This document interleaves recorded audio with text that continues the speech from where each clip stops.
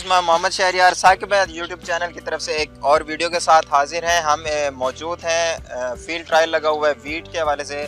तो ये गंदम की फसल में जैसे कि जड़ी बूटियाँ इफेक्ट करती हैं, तो एक जड़ी बूटी होती है जो बहुत ही ज़्यादा जो है किसी किसी फसल में किसी प्लॉट में आ जाती है, जिसको दुम्बी सिटी कहा जाता है। उसके बारे में जो है डिफरेंस बताएंगे और उनके कंट्रोल के बारे में। तो हमारे साथ मौजूद हैं हाफिज़ साकिब और हमारे साथ मौजूद हैं डॉक्टर नदीम शाह साहब, एग्रोनॉमिस्ट हैं। तो इनसे हम बात करेंगे और इनसे ही डिस्कस करेंगे कि इनमें डिफरेंस क्या और इनका कंट्रोल क्या है। तो हाफिज़ साकिब साहब, आप हमें हमारे व्यूवर्स को बताएंगे, अपने व्यूवर्स को, कि इनमें क्या डिफरेंस है। जी अस्सलाम वालेकुम। इसमें बेसिक डिफरेंस ये होता है कि ये आप देख सकते हैं मेरे पास एक वीट का प्लांट है और एक दुम्बी सिटी का प्लांट है। जी बिल्कुल। जो अगर हमने इसको वेजिटेटिव ग्रोथ स्टेज पे अगर हम इसका डिफरेंस देखना चाहें और रिप्रोडक्टिव स्टेज पे इसका डिफरेंस देखना चाहें, तो रिप्रोडक्टिव स्टेज पे तो डॉक्टर साहब जैसा कि आपको नज़र आ रहा है कि इसका सीटा बिल्कुल क्लियर है और इसका सीटा भी क्लियर है, दोनों में काफ़ी डिफरेंस आपको नज़र आ रहा है। लेकिन अगर हम इसको वेजिटेटिव ग्रोथ पे अगर हम इसको ऑब्जर्व करना चाहें, इसको देखना चाहें कि कौन सा दुम्बी सिटी का प्लांट है और कौन सा वीट का प्लांट है, तो उसमें एक क्लियर डिफरेंस नेचर ने रखा है जो कि लिग्यूल और आरिकल की शक्ल में होता है। तो मैं आपको दिखाता हूँ कि ये मेरे पास इस टाइम दुम्बी सिटी का प्लांट है। दुम्बी सिटी के प्लांट में ये लीफ शीट के साथ अगर आप देखें तो यहाँ पे ये आपको ये लिग्यूल नज़र आ रहा है।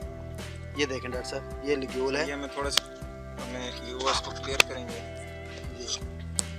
तो ये आप देख सकते हैं कि इसमें जो है प्रोमिनेंट लिग्यूल इसमें नज़र आ रहा है। और जो इसी तरह जो वीट का प्लांट है उसके अंदर लिग्यूल और ऑरिकल जो है वो दोनों मौजूद होते हैं लीफ शीट के साथ। स्टेम के अंदर लिग्यूल और ऑरिकल, यहाँ पे अगर आप इजीली मतलब कि कैमरा आपको दिखा सके तो ये लीफ शीट के साथ लिग्यूल और ऑरिकल दोनों मौजूद होते हैं। इसका ये बेसिक डिफरेंस है कि लिग्यूल और ऑरिकल का। और दूसरा, अगर हम इसकी बेस की बात करें तो वीट का जो प्लांट है उसकी बेस से जो है वो ग्रीनिश लुक होती है, और जो दुम्बी सिटी का प्लांट है उसकी जो बेस है वो रेडिश, उसकी जो बेस है वो रेडिश कलर की होती है। तो ये था डॉक्टर साहब इसका मेजर डिफरेंस। तो आगे जिस तरह आपको हाफिज़ साहब ने बताया कि इनमें डिफरेंस क्या है और इसके कंट्रोल के बारे में हम बात करेंगे डॉक्टर नदीम शाह साहब से, कि डॉक्टर साहब आप हमें व्यूवर्स को बताएंगे, हमारे व्यूवर्स को, कि किस तरह जो है हम इसका कंट्रोल करें। जी बिल्कुल।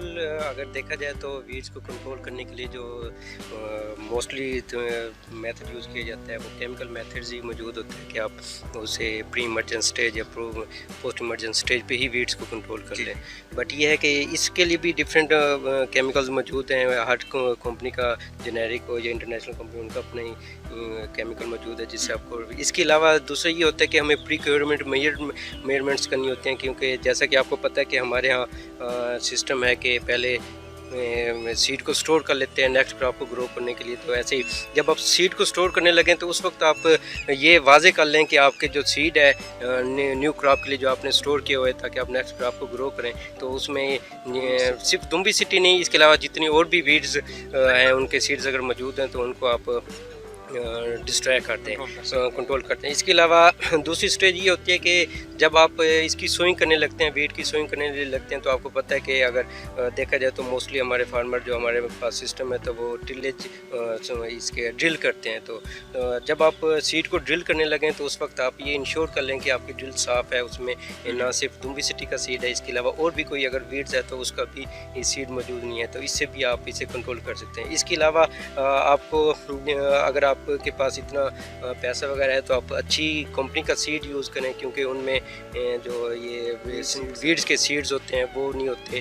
और उसके अलावा जब आप इसकी मतलब सोइंग करने लगे तो उस वक्त भी आप अच्छे से अच्छा सीड लेकर ये इंश्योर कर लें कि उसमें किसी भी वीड्स का कोई भी उसमें वीड्स का सीड मौजूद नहीं है, तो इस तरह आप इसे कंट्रोल कर सकते हैं। ये आपके उसके अलावा केमिकल कंट्रोल के अलावा ये आपके प्रिक्योरमेंट्स में इससे आप काफ़ी हद तक आप इसे कंट्रोल कर सकते हैं। आपको पता है कि वीड्स की इन्फेस्टेशन को कंट्रोल करने का बेस्ट तरीका ये है कि पहले या तो आप उसकी फ्लावरिंग ना होने दें, फ्लावरिंग अगर हो भी जाती है तो फिर आप ये प्रिक्योरमेंट्स मेजरमेंट करके फिर आप इसे कंट्रोल कर सकते हैं। क्योंकि जैसा कि आप जानते हैं कि एक अंदाजे के मुताबिक वीड्स जो हैं वो हमारी गंदम की फसल जो है उसको तकरीबन 50% तक हमारी यील्ड को कम कर सकती है। तो इसलिए हमें वीड्स पे ऊपर बहुत ज़्यादा हद तक जो है हमें काम करना चाहिए और वीड्स को कंट्रोल करना चाहिए। वीड्स जैसा कि आपको पता है कि इसमें हम ये रो क्रॉप्स को नहीं, इसे रो क्रॉप्स में को नहीं करते, क्योंकि इसमें प्लांट टू प्लांट जो डिस्टेंस होता है वो मेंटेन नहीं होता। इसमें या तो हम ब्रॉडकास्ट मेथड के थ्रू सो करते हैं या फिर ड्रिल के मेथड के थ्रू जब हम सो करते हैं, तो इसमें अगर वीड्स का हो तो इसमें कंपटीशन बढ़ जाता है। वीड्स का कंपटीशन जब क्रॉप के साथ कंपटीशन न्यूट्रेंट के लिए भी होता है, लाइट के लिए भी न्यूट्रेंट होता है, न्यूट्रेंट के लिए हो गया, लाइट के लिए हो गया और वाटर के लिए। तो जब ये आपस में कम्पीट करते हैं तो इनमें मतलब स्पेस, बेटर स्पेस ना होने की वजह से ये काफ़ी हद तक ये इवन यहाँ तक नोट किया गया है कि इसमें 80% तक भी आपकी यील्ड डिक्लाइन आ सकता है इसकी वीड्स अगर आप प्रॉपर इसका कंट्रोल ना करें। तो सर जो अब इस टाइम फसल की जो कंडीशन मौजूद है, जिस तरह आपने बताया कि केमिकल कंट्रोल के अलावा जो है प्रोक्योरमेंट मेजर्स होते हैं, इसके अलावा अब जो स्टेज है तो क्या हम इस टाइम मैनुअल वीडिंग इसकी हमें पॉसिबल है, हम कर सकते हैं, क्योंकि जहाँ पे बड़े प्लॉट्स होते हैं तो उस हवाले से थोड़ा सा ये इस तरह के अगर आपने नेक्स्ट जनरेशन के लिए सीड को रखना है, जैसे कि हमारा एक एंशंट सिस्टम आ रहा है कि हम सीड को next mostly farmer next crop grow करने के लिए सीड को स्टोर कर लेते हैं। तो अगर आप इंश्योर कर लें कि अगर आपने नेक्स्ट क्रॉप के लिए इसी फील्ड में से आपने सीड लेना है, तो आप बेटर ये है कि आप इस स्टेज पे उसके जो प्लांट्स को उसको मतलब बाग या किसी भी तरीके से आप उसमें लेबर को हायर करके आप उसमें निकाल दें, ताकि जब इसका थ्रेशिंग का विनोइंग वगैरह का प्रोसेस हो तो उसमें इनके सीड मिक्स ना हो जाए। उसके बाद अगर आप उसके बाद भी इंश्योर कर लें, जब आपकी थ्रेशिंग वगैरह हो जाती है, विनोइंग वगैरह का प्रोसेस होने के बाद जब स्टोर करने लगते हैं, तो उस वक्त एक बार अगेन आप इंश्योर कर लें कि इसमें किसी भी वीड्स का कोई सीड मौजूद नहीं है। जस्ट आपका हेल्दी सीड जो नेक्स्ट क्रॉप के लिए आपने यूज़ करना है, जस्ट वो आपका सीड होना चाहिए। Thank you very much sir, thank you very much. तो ये था कि डिफरेंस क्या है दुम्बिसिटी और वीट क्रॉप में, क्योंकि इस टाइम जो कंडीशन मौजूद है, रिप्रोडक्टिव स्टेज जो है इसकी मौजूद है फील्ड में, तो वो तो हम क्लियर हमें डिफरेंस नज़र आ जाता है सिट्टे के हवाले से और कंट्रोल के हवाले से हमें डॉक्टर साहब ने जो है गाइड किया है।